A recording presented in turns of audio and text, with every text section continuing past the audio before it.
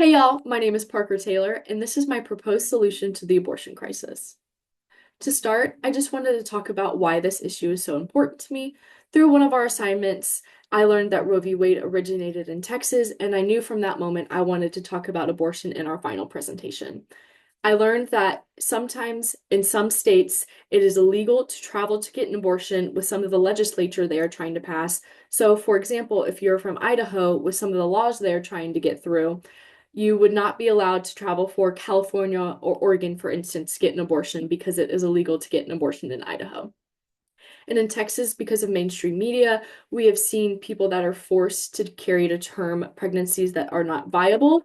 For example, the ectopic pregnancies, pregnancies that are abnormal, stillbirths, and miscarriages. An ectopic pregnancy is a pregnancy that occurs in your fallopian tube, so it has no chance of being viable. And if this were to rupture, a woman would die within a day. And then finally, the maternal mortality in Texas is around 19 per 100,000 births, so 19 people are dying. And while that does not sound like a lot, it's still 19 lives that could be saved with a little bit more empathy, education, and communication, which I will talk about. And then finally, there's around 60 complications per 10,000 deliveries. And again, this can be resolved. I wanted to talk a little bit about how exactly a person gets an abortion because I think there are a lot of misconceptions. There's an abortion pill, which is the medical abortion, and then there's the vacuum aspiration. That's the D&E where they go in and they suction out the fetus from the uterus. And then there are two pills in the medical pills. The first is mifepristone, and this stops a pregnancy and detaches the fetus from the uterine. And then there's misoprostol, which causes the contractions. Basically, it causes early labor and thus an expulsion from the uterus as a miscarriage. I wanted to talk about a little bit of the history and how it has changed in the ebbs and flows. In ancient Egypt, with the ancient practices around 1550 BCE, this is the earliest recorded abortion that we have. And they used herbal methods such as teas to have abortion. And this was common and accepted in their culture, which I thought was very, very unusual because it's not in today's culture. And then in the 1800s, the American Medical Association advocated for anti-abortion laws for authority. This is where the ideology of this is a man trying to control a woman's body first occurred, and by the late 1800s, abortion was illegal. And as I said previously, Roe v. Wade, this is 1973, it said the right to privacy extended to the decision to have an abortion, and after the fetal viability, states could regulate it. We had global reforms in the late 20th century, such as South Africa and Ireland decriminalizing abortion, and Poland and Argentina, I'm going to talk about Argentina later, became way more restrictive. And then we have Dobbs versus Jackson. This overturned Roe v. Wade because the Due Process Clause in the 14th Amendment did not cover the right to an abortion. Continuing on, I wanted to talk about what are the reasons people have for not agreeing with abortions. As Hannah stated in her presentation, it really boils down to religious beliefs and morality. Catholics and evangelical Protestants constitute around 20 to 25% of our global population for the US. And these people, according to their holy texts, life is so valued that an abortion is basically such a sin, they are not even willing to consider it. Something interesting I read about is that in Judaism and Islam's a little bit more gray, that they value the mother's life so much they advocate for an abortion if it's needed. And then this ties into morality, the idea of when does life begin? Does it begin with conception when sperm meets egg? Or is it more about bodily autonomy? And those values, once again, go back to the holy text. What are the commandments that we believe with our religion? Something interesting I thought that was different is that a lot of people think abortions are funded by tax dollars, and this is not true except in a very specific case. The Hyde Amendment said subsidizing abortion services with public funds as a societal cost is not legal except in cases of rape and incest. And you can see on this graph, I know there's a little bit going on. You can see was a victim of rape is less than 0.5%. In 2023, there were around a million abortions, and 0.5% of a million is 5,000, and 5,000 isn't even a percent of a percent of a percent of our population as a nation. Next, I wanted to give a little bit of data. about abortions and what exactly we can come of it. Basically, making abortions illegal does not reduce the number of abortions, it just increases the number of illegal abortions.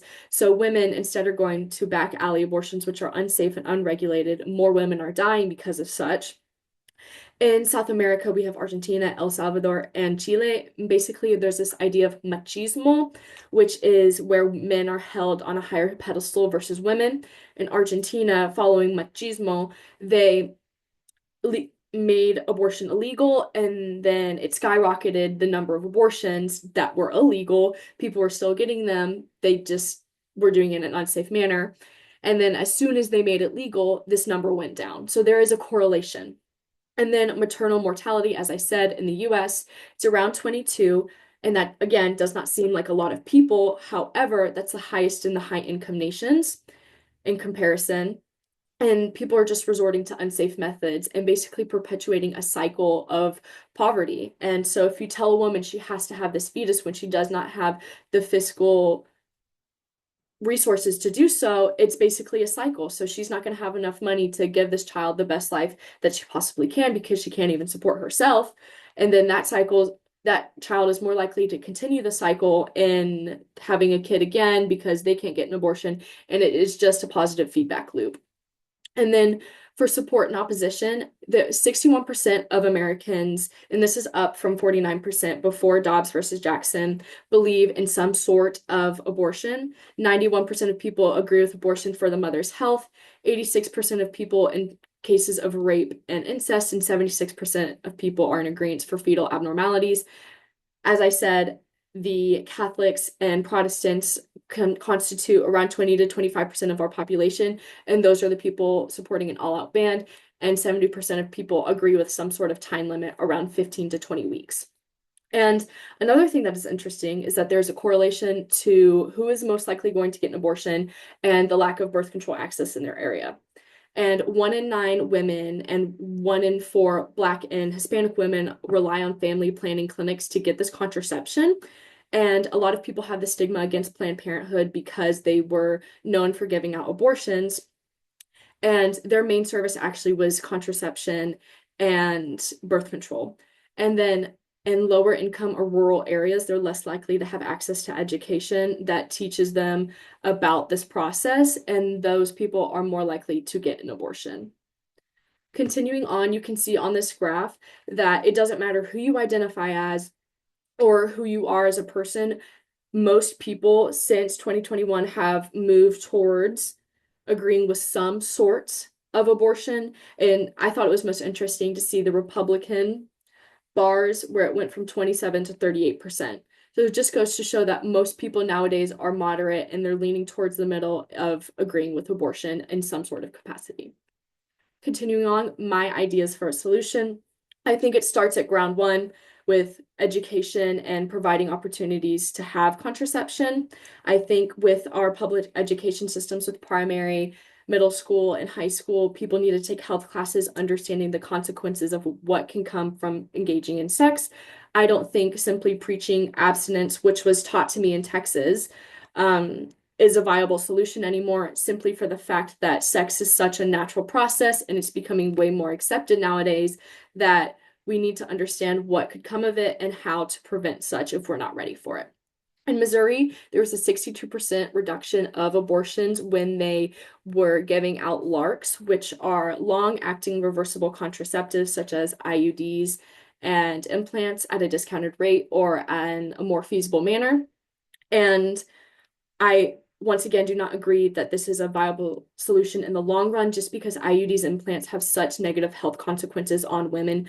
IUDs cause prolonged bleeding for months and years, and then implants, you have to get them surgically removed and it leaves a scar. And granted, that's not exactly that bad, but I don't think there should be that trade-off. Hannah talked a little bit about Sweden and the Netherlands in her presentation, and once again, these countries have the greatest access or public access to birth control and contraceptives, and thus have the lowest rate of abortion in Europe. And then I studied abroad in Colombia, and again, the idea of machismo, where men are held to a higher standard and thus are treated on a higher pedestal. Basically, they criminalized it with the wave of machismo, then they legalized it and provided support, and the number of abortions went down. And then continuing on, I think maternal care in Germany, people get up to 3 years of paid maternal and paternal leave. And granted, that is shared between two people, but 3 years is amazing, and their quality of life has always been rated higher than the US. And I think it just goes to show that giving people the resources they need while they are pregnant and right after pregnancy goes to show that they are less likely to get an abortion because they know they're supported. And then there was a study done about midwives and doulas that 70% of abortions could be decreased in low-income countries and counties in the United States because through incentivization of these birthing centers and midwife services, people know they're going into birth with a plan. If something goes wrong, they have someone who's going to take care of them and who is going to be by their side after pregnancy, who's going to help them. And this helps things with postpartum depression or not understanding how to take care of your baby and having that responsibility of, I have to take care of myself, but I just brought a life into this world and I have no idea what I'm doing. However, there is the issue of I cannot fiscally provide for my child. And in North Carolina, there are these things called PMHs, which are pregnancy medical homes. And basically, with PMHs, this is an amazing opportunity, and it doesn't matter your income level. You can go to them and they teach you about pregnancy, they teach you about your body, they teach you about childcare. They set you up in such a way you have all of the knowledge, and they provide fiscal resources so you are set up and you don't have to go into this alone. And knowing that you have those resources, you don't have to worry about the money. You can simply worry about nurturing your child, helps decrease the number of abortions. And then finally, something I thought was earth-shaking was this idea of a uterine transfer or a fetal transplantation.